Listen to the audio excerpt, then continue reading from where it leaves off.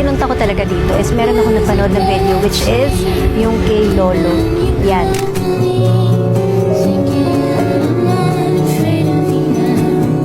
Napapawang ko tagay na tutulog at sinaputihan mo na. Si Mama, sinend niya sa akin to last week nung napanood ko. Grabe, yung puso ko parang nasa airport pa ako noon eh. Sinasabi niya sa akin, tulungan. Siguro kasi pareho ko talaga kami ni Mama. Tsaka gusto niya tumutulong talaga ako sa mga tao. Sobrang naawa ko kay Lolo. Kasi bakit ba mag-aaresto ng tao? Wala namang ginagawa. Hindi naman nagnanakaw. Yung ibang ang kurap, nagnanakaw.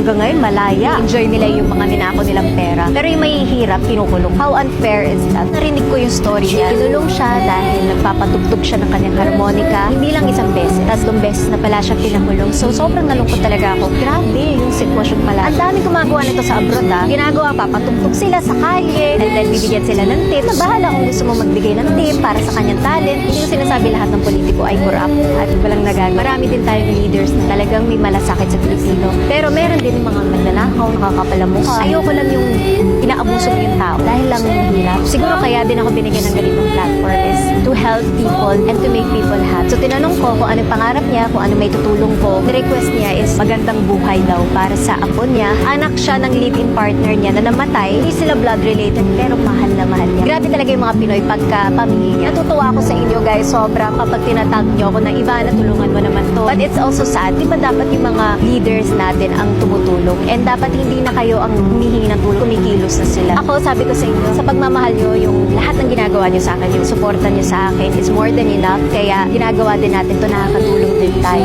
and nakakapag-bless tayo ng mga tao. Pag sinasabi niyo sa akin, tumakbo ka, hindi ako tatakbo kasi wala naman akong kailangan ng posisyon. Ang gusto ko lang magpasaya at makatulong, yun lang. Sana yung mga nakaupo ay galingan niyo because it's not too late kasi we have such a beautiful country.